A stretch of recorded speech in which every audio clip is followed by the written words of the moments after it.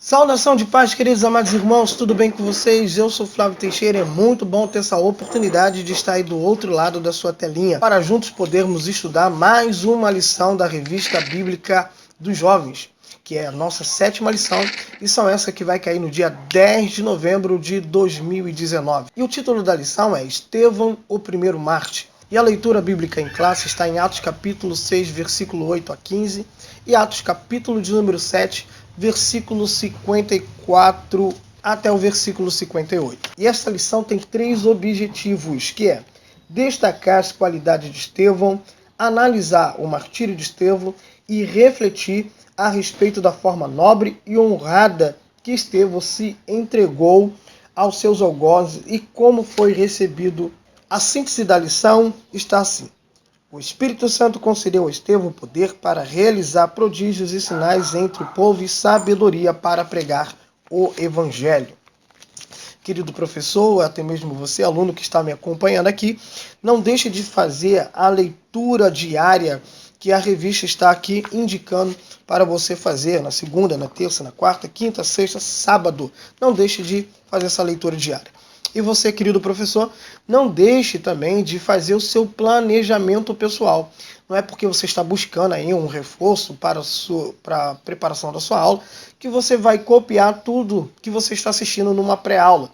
Não. Faça o seu planejamento, a sua preparação pessoal. Bom, aqui é só um subsídio, um resumo da aula que você estará preparando. E desde já quero convidar você que está passando pela primeira vez para se inscrever no canal, tocar no sininho para ativar as notificações e assim estar recebendo os novos vídeos quando a gente lançar aqui na plataforma. Você que já é inscrito no canal, deixa aí o seu like e no final do vídeo não esqueça de compartilhar esse vídeo com seus amigos que gostam da Escola Bíblica Dominical. Com o crescimento da Igreja de Cristo, os apóstolos começaram a ter alguns problemas, como está relatado lá em Atos capítulo de número 6, versículo de número 1. Por causa de um grupo chamado helenista, também podemos traduzir por gregos, que estavam também sendo alcançados pela maravilhosa graça de Cristo. E com isso a gente percebe que a igreja está crescendo muito em número, tanto entre judeus como entre os gregos. E isto causou alguns problemas na hora da repartição para atender às necessidades da igreja, principalmente das viúvas. E com isso levantou-se uma necessidade no meio do corpo da igreja de levantar novos auxiliares, alguns diáconos, para estar cooperando nesta ajuda, nesta obra social. E é justamente nessa narrativa que Lucas vai apresentar a história de um jovem chamado Estevão, que estava ali entre os diáconos que foi selecionado pelos apóstolos. Primeiro tópico: Estevão, um homem de Deus. E foram instituídos, levantado ao ministério diaconal, 7 jovens, 7 homens cheios de Deus. E quando nós vamos estudar o nome desses 7 que foram separados pelos apóstolos, nós percebemos através do significado dos seus nomes as suas funções, a sua grandeza no ministério. E são eles: Nicolau, que seu nome significa vitorioso sobre o povo; Parmenos, que significa firme; Timão, que significa aquele que honra; Nicanor, que significa conquistador; Procoro, que significa mestre de coro; Felipe, o que ama cavalos; e Estevão, uma coroa. Desses 7, 2 começam a se destacar no ministério, que são Estevão e Felipe.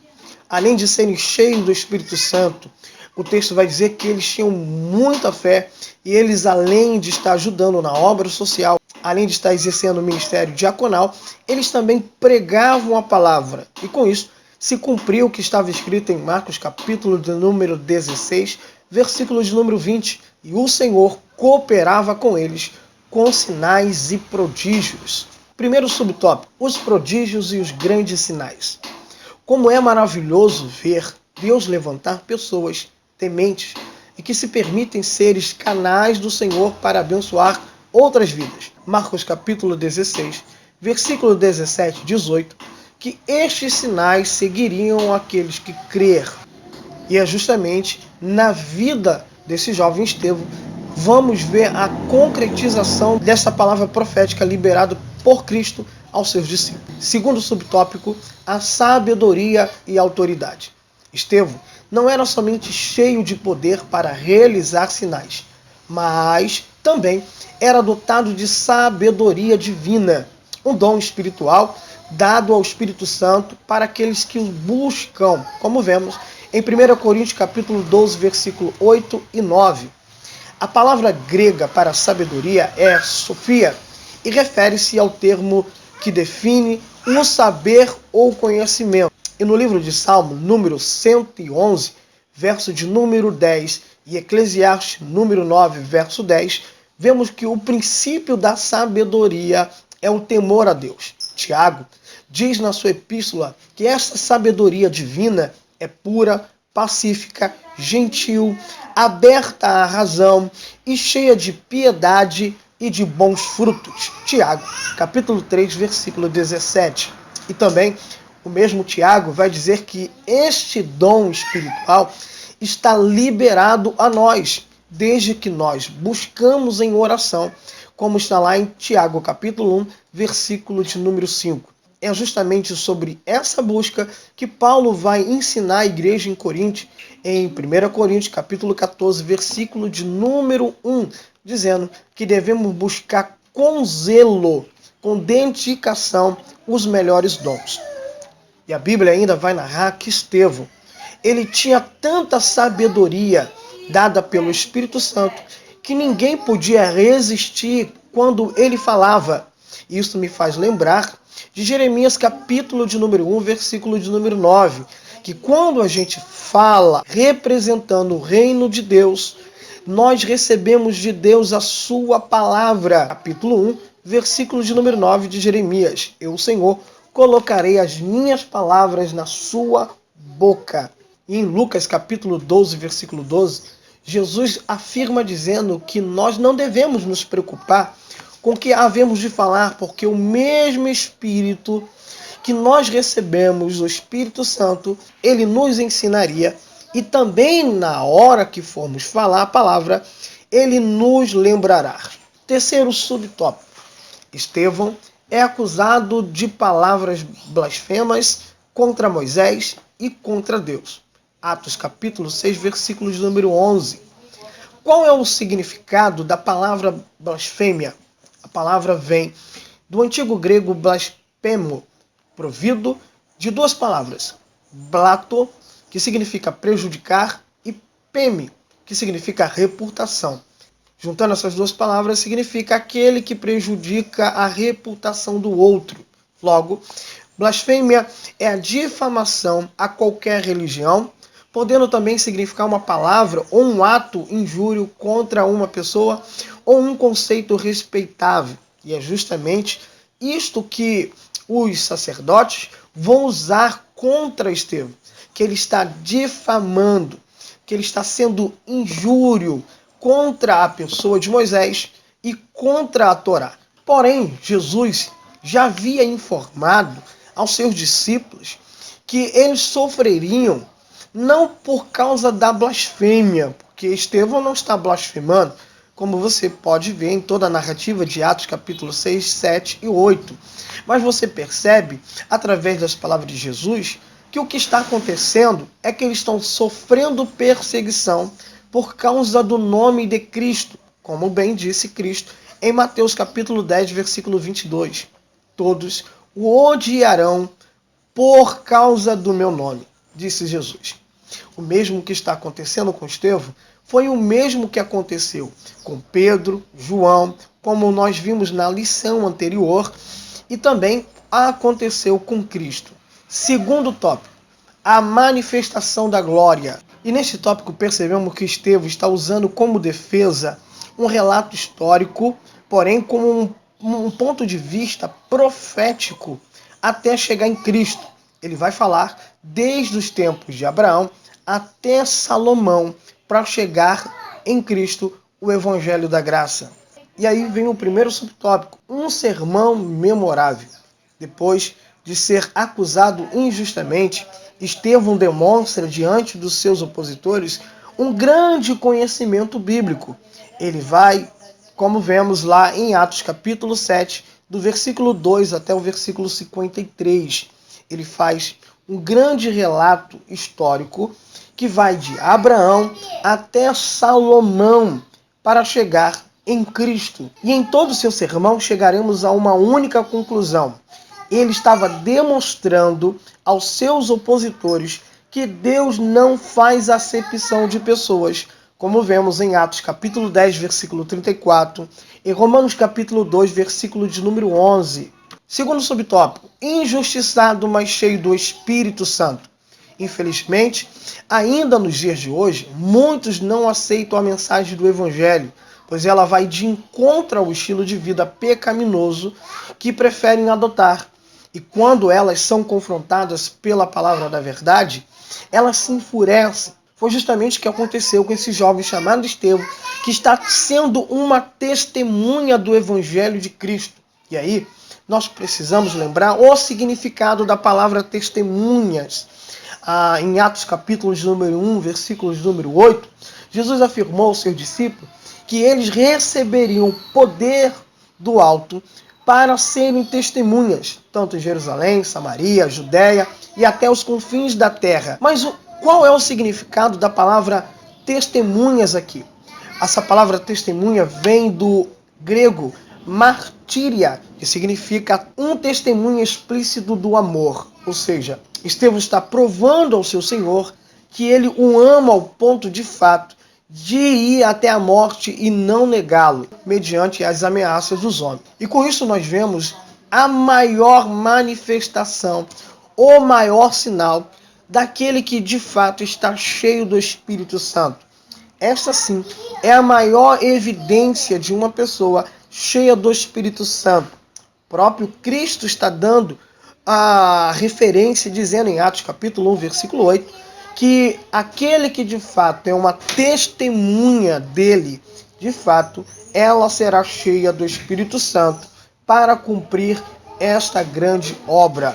E aí, também nós lembramos que Hebreus capítulo 12, versículo de número 2, devemos olhar firmemente para Cristo, o autor e consumador da nossa fé. Terceiro subtópico, a visão dos céus abertos. Quando estamos cheios do Espírito Santo, podemos ser testemunhas de acontecimentos sobrenaturais. Foi justamente o que aconteceu com Estevão no final de sua pregação. E aí a gente lembra de novo, e até você pode ler junto com sua classe, Marcos capítulo de número 16, versículo de número 20, que é uma grande afirmação. Aqueles que ministram debaixo da orientação do Espírito Santo receberão nas suas vidas sinais e evidências. Terceiro e último tópico, o martírio de Estevão. Primeiro subtópico, a fúria dos homens. Quando Estevão disse que via os céus abertos e que contemplava Deus e Jesus, aqueles homens ficaram furiosos. Afinal, o evangelho pregado com poder ou convence, como está lá em Atos capítulo 2, versículo 37, ou gera enfurecimento, como vemos em Atos capítulo 7, versículo de número 54. Fazer a obra e estar debaixo da vontade de Deus é ter certeza que os opositores se levantarão contra as nossas vidas. Isso é só lembrar também de Neemias, que quando se prontificou a restaurar o muro e as portas de Jerusalém, levantou-se Sambalate, Tobias e Gesem para ser um grande opositor. E não é diferente nos dias de hoje. Temos que estar sempre atento e pronto a encarar os opositores do Evangelho, infelizmente, e até mesmo os da casa. Segundo subtópico, um jovem chamado Saulo. Segundo a lei judaica, o criminoso deveria ser despido antes do seu julgamento, sinal de humilhação e de vergonha. Lucas narra que um jovem por nome Saulo, que significa aquele que foi desejado ou aquele que foi pedido através da oração. Isso nós vamos aprender um pouco melhor na próxima aula. Mas vamos aqui prosseguir. O nome Saulo é uma versão grega do nome hebraico Saul. Não se esqueça, não é mudança de nome, é simplesmente mudança de região, de governo. A mesma coisa de se esse jovem estivesse nos Estados Unidos, se chamaria Paul, ou se estivesse no Brasil, se chamaria Paulo. Este jovem, segundo a narrativa, não participou diretamente da morte de Estevão. Por que não de forma direta, mas sim indireta? A resposta está em Atos capítulo de número 26, versículo de número 10. E aqui você precisa deixar claro, professor, que é o próprio Paulo, se caso você usar isso aqui como referência, é o próprio Paulo, segundo a narrativa de Lucas, que está declarando: e havendo recebido a autorização dos principais sacerdotes, encerrei muitos dos santos na prisão, e quando os condenavam à morte, eu dava o meu voto contra eles. Ou seja, ele não participava, mas quando o Sinédrio se reuniu para poder julgar se eram morte ou não, Paulo dava o seu voto de que sim, deveriam morrer. Terceiro e último subtópico: perdão nos momentos derradeiros. Ao ser apedrejado, Estevão invoca o Senhor, pedindo que receba o seu espírito, e faz a seguinte oração: Senhor, não lhes impute este pecado. Atos capítulo 7, versículo 60. Estevão está fazendo o mesmo que Cristo fez na cruz do Calvário, no momento da sua morte, na hora que estava um pouco antes de entregar o seu espírito ao Pai. Lucas capítulo 23, versículo 34, que diz: perdoa-lhes, porque não sabem o que fazem. E na oração do Pai Nosso, Jesus nos dá uma grande lição sobre perdão, como vemos em Lucas capítulo 6, versículos de número 12, quando Cristo nos ensina que quem foi ofendido deve ir até o ofensor e liberar o perdão. E não quem foi, e não aquele que ofendeu, deve ir a quem está se sentindo ofendido e dar e pedir a essa pessoa perdão. Não é isso que Jesus está ensinando, é totalmente o contrário. Mas o porquê isso? Ele explica no versículos de número 14 e 15, dizendo que se nós não perdoarmos quem nos ofendeu, o nosso Pai também não nos perdoará. Mas se nós, de fato, liberar perdão, de fato, Deus nos perdoará. Já em Lucas capítulo 6, versículo 28 a 31, Cristo vai dar uma outra lição. Perdoe não porque elas mereçam, mas porque você merece paz. Chegamos no final aqui da nossa lição. Perdão os ruídos no fundo. E se você puder, deixe o seu like, se inscreva no canal. E agora que você chegou no final aqui da aula, deixa aí também aí um comentário, tá bom? Bota aí, se não tem o que falar, bota top. Deus continue abençoando.